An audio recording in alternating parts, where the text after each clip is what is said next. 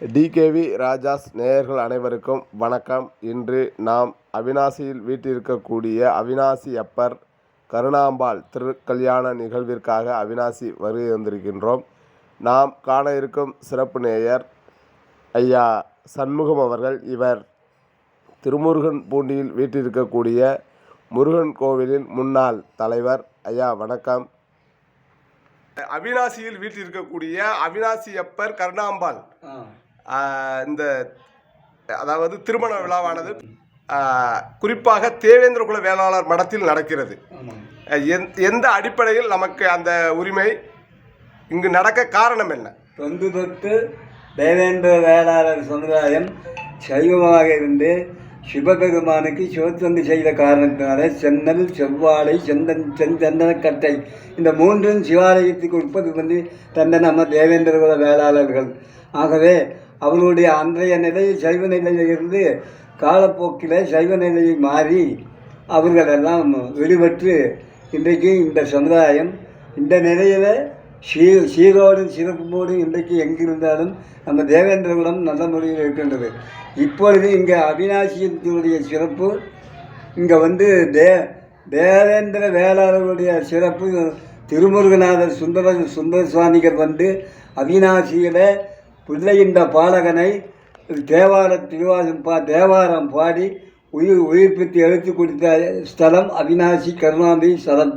இந்த கருணாம்பி அவிநாசி ஸ்தலத்துக்கு இது ஒரு பெரிய பெருமை.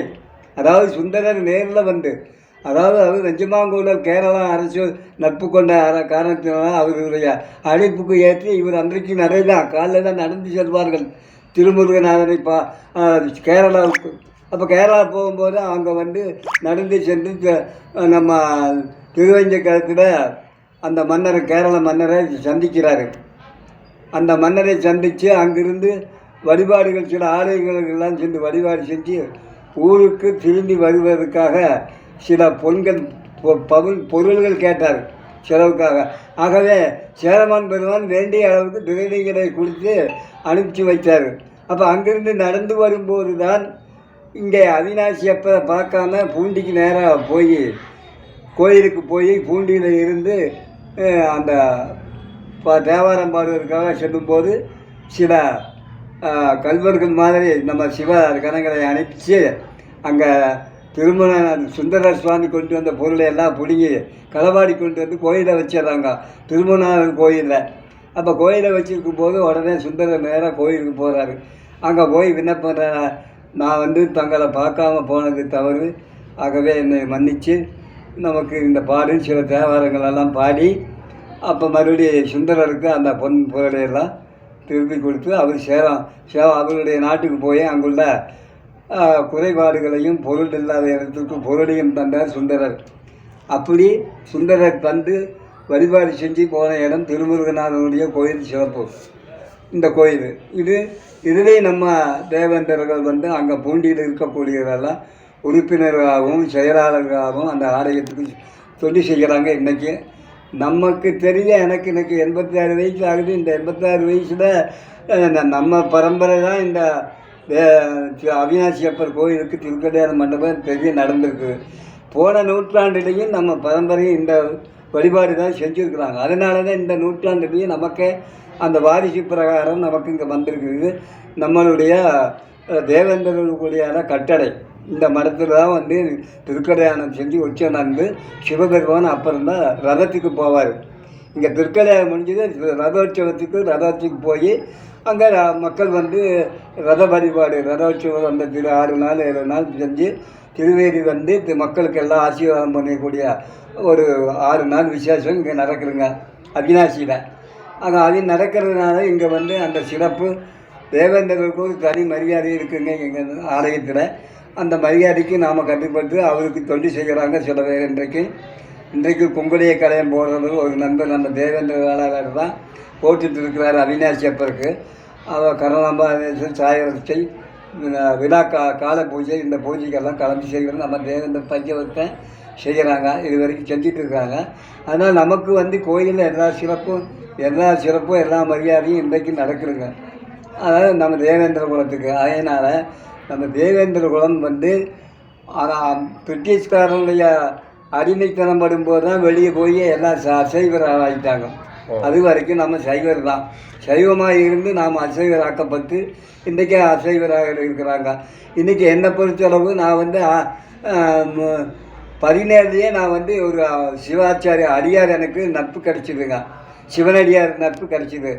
அவரே வந்து அன்றைக்கி நான் காலையில் 6 மணிக்கு டெய்லி குளிக்க போவேன். குளிச்சுட்டு போயிட்டு வரும்போது நம்மளுடைய போகிற வாரெல்லாம் அவருக்கு பல நாள் கழிச்சு வர அந்த அடியார் சிவனடியார் புள்ளார் கோயிலே உட்காந்துட்டு புள்ளார் பூஜை அவர். அப்போ அவர் வந்துட்டு ஒரு நாள் தம்பி வாப்பா இங்கே வாப்பா அப்படின்னா விநாயகர் பார்த்து போகலாவான்னு கூப்பிட்டாருங்க. சரின்னு போனேன். அப்போ அங்கே விநாயகர் வழிபாடெல்லாம் பண்ணி வச்சு உட்கார வச்சு நல்லா பதார்த்தங்கள் இனிப்பு பதார்த்தங்கள்லாம் கொடுத்து என்னை சாப்பிட சொல்லி அவர் என்னை வசப்படுத்திட்டார். அப்போ டெய்லி ஏன்னா ஒரு சின்ன பாலகனுக்கு ஒரு பொருளாதார பலகாரங்கள்லாம் கொடுத்துனாரு சாமி கொடுக்குறாரு போனேன். என்ன அப்படி நான் தொடர்ந்து போனேன். சாமி கொடுத்தா தொடர்ந்து போகும்போது சாமி என்னைய சைவத்துக்கு உண்டான மார்க்கத்தை காண்பித்தார், சைவ நெறியை. அப்போ சைவ நெறிக்கு நான் வந்ததுமே என்னை வந்து அந்த சைவ தொண்டை செய்யறதுக்கு சாமி வந்து எனக்கு ஆசீர்வாதம் பண்ணி முதல் எனக்கு சமய தீட்சை கொடுத்தாரு. இந்த இந்த திருக்கல்யாண நிகழ்வில் நடக்கக்கூடிய முக்கியமான நிகழ்வுகள் என்னென்ன ஐயா? இந்த திருக்கல்யாணத்தில் நடக்கக்கூடிய முக்கியமான என்னென்னா நம்ம தேவேந்திர வேளாளர் ஏற்று நடத்தக்கூடியது முக்கியமான நிகழ்வு. இந்த முக்கியமான நிகழ்வில் திருப்பதி இருந்து அங்கே சாமியை இங்கிருந்து வெள்ளையானையிலிருந்து சாமியை நம்ம தாய்மார்கள் பக்தர்கள் எல்லாம் போய் அவருக்கு தேவாதிவாசம் பாடி அங்கிருந்து இங்கே அம்மையப்பர் கருணாபிஷா அவினாசியப்பர் வந்து இங்கே நம்ம மடத்தில் வந்து அமர்ந்து மடத்தில் இருந்து நம்ம மடத்துக்குடைய நம்ம பக்தர்கள் அனைவரும் இறைவனுக்கு சகல அபிஷேகம் சோழ அபிஷேகம் செய்கிறாங்க. இங்கே நம்ம மண்டபத்தில் தேவேந்திர மண்டபத்தில் இங்கே அபிஷேகங்கள் ஆராதனை எல்லா அபிஷேகங்களும் நடந்து முடிஞ்சு பிறகு அலங்காரம் ஆடை அணிவன அலங்காரங்கள் எல்லாம் பண்ணி ரொம்ப சிறப்பாக செஞ்சு அதுக்குண்டான இதுகளெல்லாம் பாடி அடியான் தேவாரம் பாடக்கூடிய பாக்கி எனக்கு அந்த கர்ணாம கொடுத்துருக்கேன். அடியான் தான் தேவாரம் பாடுவேன். சிறப்பு. அப்போ தேவாரம் பாடி முடிக்கிறது அலங்காரம் பண்ணி எல்லாம் மகாதீபாரனை எல்லாம் பண்ணி மகாதீபாரனை செய்வாங்க. அந்த மகாதீபாரனை நாம் எல்லாம் பார்த்து எல்லா அன்பர்களும் தலை வணங்கி அப்போ விபூதி கொடுப்பாங்க. நம்மளுக்கு தேவேந்திர குல வேளாறு தனிப்படுமே எல்லாருக்கும் கொடுப்பாங்க. இங்கே மகிழ்ச்சி ஐயா. இந்த இந்த திருமண நிகழ்வில் மற்ற சமூகங்கள் வந்து பங்கெடுக்கிறாங்களா? கண்டிப்பாக இருக்கிறாங்க. இந்த அவினாசியில பக்கத்தில் போயர் சொந்ததாயம் போல வருவாங்க. பக்கத்தில் வாணியர் பெரிய 2 தெருவும் நம்ம தெருவோட தான் ஒட்டி இருக்குது. அந்த 2 தெருவுக்காரரும் எல்லா நிகழ்வுகளும் கலந்துக்கிறாங்க. அதுபோக மற்ற வெளியூருக்காரங்க வர்றாங்க போகிறாங்க. இது மடத்தினுடைய கல்யாணத்துக்காக வர்றாங்க போகிறாங்க. அந்த நிகழ்வு நல்ல முறையாக நடக்குதுங்க.